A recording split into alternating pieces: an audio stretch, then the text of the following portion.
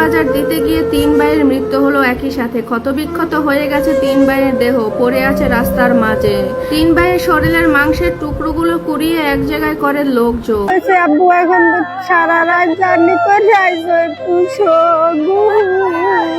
বছর আগে আরেক ভাই পানিতে পড়ে মারা গেছে। ঘরের ভিতরে বাতি দেওয়ার মতন আর কেউ বেঁচে রইল না।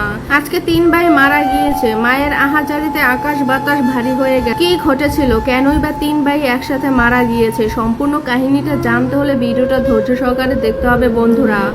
ঘটনাটা ঘটে পিরিজপুর মঠবাড়িয়াতে। ঘটনা সূত্রে জানা যায় শনিবার 29শে মার্চ সকাল 7:30টার দিকে এই ঘটনা ঘটে।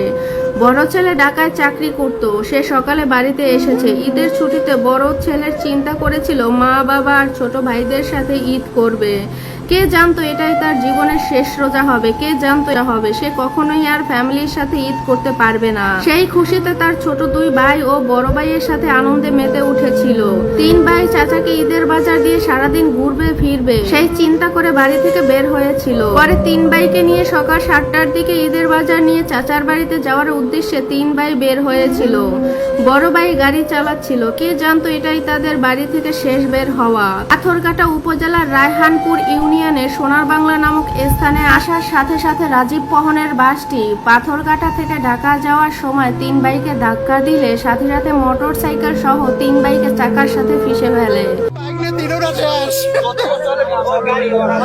চাচার বাড়ি ক্ষতবিক্ষত হয়ে গেছে 3 ভাইয়ের সমস্ত দেহ। মাংসের টুকরোগুলো বিভিন্ন জায়গায় ছড়িয়ে ছিটিয়ে আছে রাস্তার মাঝে।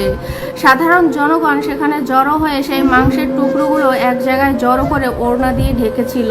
পরে সেখানকার স্থানীয় লোকজন 999-এ ফোন দিলে পুলিশ ঘটনাস্থলে আসে। 3 ভাইয়ের লাশ উদ্ধার করে পুলিশ থানায় নিয়ে আসে। ঘটনাস্থল থেকে বাসটি জব্দ করা হয়। সুপারভাইজার এবং হেল্পারকে আটক করা হয়েছে।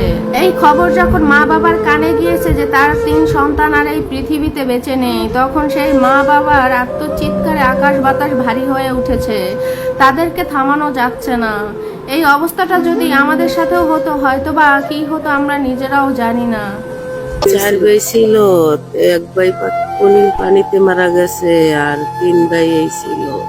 হ্যাঁ, একজন ডাকাতে আসছে 6টার সময় বড়জন, আর 2 জন তো বাড়িতেই ছিল। ডাকাতে আসছে হইলে গাড়ি নিয়ে বের হয়ে আসছে।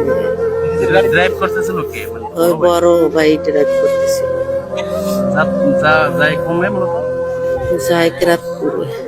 কিসের জন্য? ওই ওর চাচার শালার ছেলেরা আর কি মনে হয় ঈদের কিছু দিছে, ওই দিয়ে যায়। রাজীব পরিবহন এই জায়গায় চাই না। এখন সম্ভবত আমরা যে এই গাড়িটা পাইছি এর ব্যাপারে অনেক ছাড় দেওয়া হয়েছে। এখন সম্ভবত এটা জ্বালাই দেওয়া উচিত আমাদের।